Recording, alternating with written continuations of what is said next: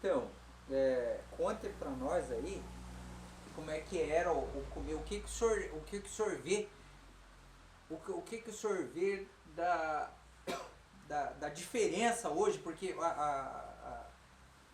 antigamente tudo passava por uma marcenaria ou uma ferraria. Na hora da gente conversar, o senhor pode olhar para cá, se for o caso, ó, aqui assim mais ou menos. E daí tudo passava por uma ferraria, tudo passava por uma marcenaria. Hoje a situação foi se ajustando, foi ganhando um jeito diferente. O senhor era menino ainda, aprendeu isso com os pais. Os pais também tiveram um certo sacrifício para aprender, né? O que o senhor lembra dessas épocas? Pois é, se a gente, assim, ó, a evolução, ela, nos últimos tempos, ela corre mais rápida do que naquele tempo, né? Nos anos 60, 70, 80, aí era mais lento, né? O desenvolvimento, ou a tecnologia, por exemplo. Agora, as formas de trabalho são bem mais leves, em todas as áreas, né? E tanto assim também na agricultura. E como meu pai era ferreiro, era tudo braçal, era tudo manual, era tudo, ó, não se comprava parafuso em caixinha, e sim fazia os parafusos, né? Comprava barra de ferro, cortava eles no tamanho e fazia os parafusos. Então tudo isso é uma evolução, né, que veio nos últimos tempos muito rápido, né? Meu pai, quando veio aqui com o meu avô para essa região aqui, meu pai tinha 6 anos. E quando ele tinha perto de uns 20 anos, aí o vô encaminhou para o quartel, que também tinha que servir a pátria, né? E após isso o vô disse, não, você não vai trabalhar na lavoura, você vai desenvolver uma outra atividade, né? Que era também uma necessidade na região, claro que tinha outros ferreiros na época. Mas daí o pai fez um curso de ferreiro, né, durante um ano e começou a trabalhar na ferraria e fazer carroças, arados, e era tudo braçal, né? Naquela época soja quase não se falava, porque também entrou naquela fase, naquela época mais ou menos, a recuperação do solo, né? Que antes não existia. Então as pessoas só produziam milho e mandioca e engordavam os porcos, demorava um ano para engordar uma xícara de porco, né? Hoje, com a tecnologia que tem, 60, 90 dias no máximo, tem uma xícara de porco. Então tudo isso era tudo braçal. E nesse período que o meu pai se encaixou então também como ferraria, né, com a ferraria, fazendo então essas ferramentas de trabalho para a agricultura, como aqui é uma região essencial agrícola, né, que predominante, né, o pessoal era tudo agricultor, né. Talvez depois começaram a agregar algumas outras atividades, mas o carro-chefe sempre foi a agricultura. E o senhor aprendeu desde essas E, épocas também a lidar com ferramentas, como é que é? praticamente, né? É muito interessante porque quando fazia carroça, aqueles eixos nem torno para se tornar as pontas de eixo das carroças não existia, né? Não tinha, nem Constantina. Então as pontas de eixo eram batidas e esticadas a fogo, né? Ferro e fogo, né? Com nó de pinheiro. Com nó de pinho, ali sempre tinha, o meu finado pai pegava com um caminhão ali para as bandas de Ronda Alta, próxima da barragem ali, muitas cargas de nó de pinho e as quais a gente queimava também ali e fazia o próprio carvão, né? Fazia um buraco, enterrava os nó de pinho, né? Deixava eles queimar, depois tapava eles para eles abafar, para depois tirar o carvão e usar dentro da ferraria. Era tudo braçal, tudo. Lembra mais ou menos de que idade que tu começou essa lida ali? Porque tu olhava teu pai, dali a pouco começou a ajudar em É, alguma coisa ou outra. é bem diferente de hoje também, né? Porque se hoje, nessa idade, a gente sofreria penalidades, né? E eu comecei praticamente com 8 anos a acompanhar o pai, segurar, fazer rosca em parafusos e, né? Acompanhando tudo ali dentro da ferraria, né? E o fazer os jirico, que aqui era uma coisa que os Essa é uma fase que veio pós as carroças, né? A tração animal, aí de repente eles viram essa condição de ser mais fácil de se locomover e também até para transportar o produto, né? E como esses veículos antigos, traçado, né, rural, Jeep, picape, eles vinham tendo um consumo muito alto de combustível, as pessoas começaram a encostar, aquilo não tinha mais valor, né?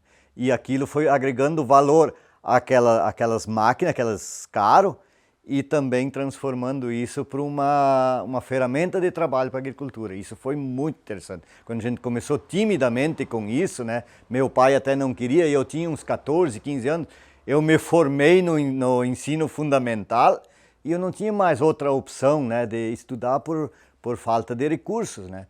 Então, uma das atividades que nós desenvolvemos então foi fabricar esses jiricos, essas caretinhas agrícolas, né? E existia muito por aqui. E aqui isso praticamente era o carro-chefe também dos agricultores depois. Após carroça, né, tração animal, veio essas caretinhas agrícolas e elas tiveram assim uma fundamental importância, né, na agricultura.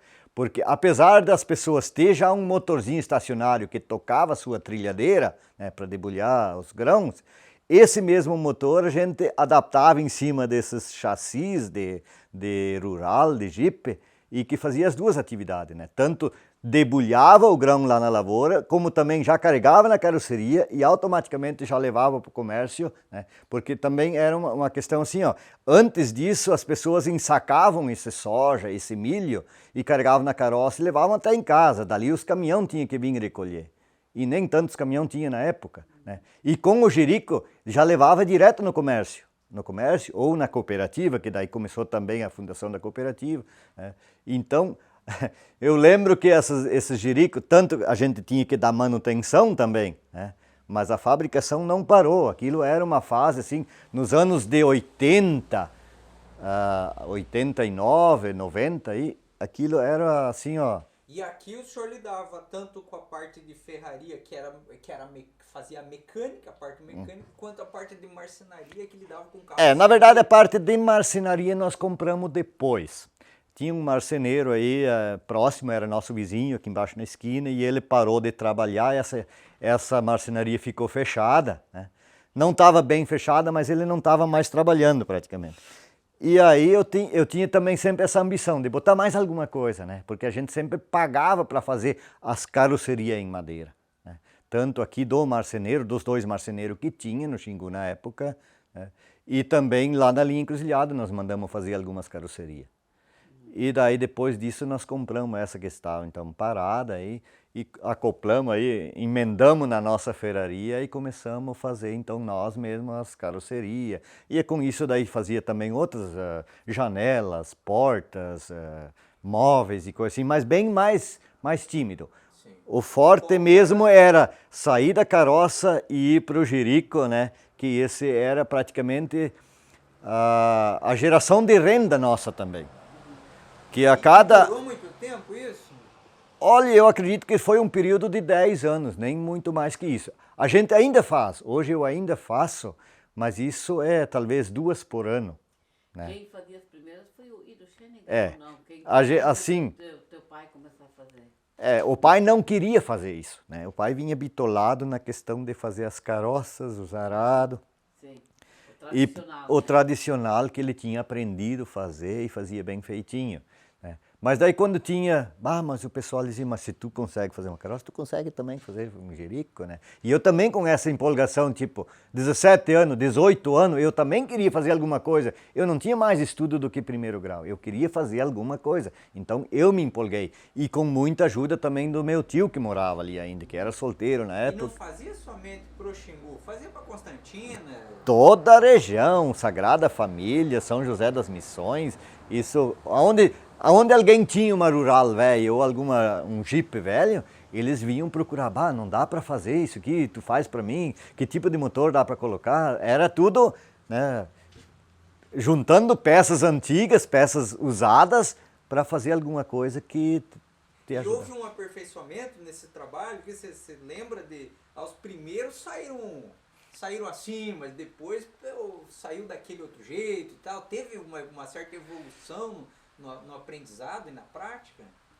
Claro que as pessoas com pouca escolaridade, né, elas copiam, elas não criam, elas copiam, né? Então a gente foi sempre olhando para aquelas que já tinha, né? Mas o muito interessante é que a gente observou assim, esse Scheniger, né, que é o pai do Nélio, ele fez a primeira, mas num estilo assim que ele imaginava que podia funcionar, deixando o próprio motor da rural e fez lá uma carroceria para trás e aquilo o pessoal já começou a estranhar, nossa, mas que negócio engraçado isso, né? Tá funcionando uma rural ali com uma carroceria. Dali um pouco ele tirou aquele motor a gasolina que estava consumindo bastante e colocou ali um motor estacionário em cima de um cilindro só, né? E que puxava, nossa, isso também puxa, isso também vai mais devagar, mas também vai. Olha que econômico isso, né? E aí eu sei que um senhor que era muito compadre do pai ali comprou uma pronta, feita na Comercial Christ, em Palmeiras das Missões. E aí, a partir dali, nós tínhamos um desenho, nós tínhamos um projeto, né? O interessante é isso. E aí a gente foi sempre aperfeiçoando. Quanto mais próximo daquele, ou até melhor que aquele, né? A gente fez gabinado, fez com para-brisa, fez com portinha. Inclusive tem um retrato muito bonito, uma história dessa Tobata rebaixada que os Fritz 4 usaram para fazer o CD lá da Tobata rebaixada, quando eles fizeram a música da Tobata rebaixada. Era um jerico que nós tínhamos feito aqui, sabe? Ficou muito lindo isso. Por muito tempo eu coloquei um cartaz ali na frente, né? Fábrica da Tobata rebaixada. Só que daí, essas Tobata rebaixadas já é uma série posterior, porque elas são feitas dos Fusquinha, das Brasília, das variantes, sabe? Tudo simples, não tinha mais tração, né? As primeiras eram tração porque precisava para a lavoura, se não tinha tração também não Puxava soja. Puxava soja e não saía da lavoura. E essas outras agora que são hobby, né? Da Tobata rebaixada para cá, essas são, né? Anda só em chão firme, só para pescaria e, né? Já é uma outra linhagem, né? Que não é tão utilitária, mas é mais um hobby, uma coisa para diversão, né? Entre isso daí também a gente fabricou gaiolas, né, que a gurizada usa para aloprar por aí, né, mas tudo ligado a isso, né? Mas é isso, muito obrigado pela... Aí vocês cortam o que vocês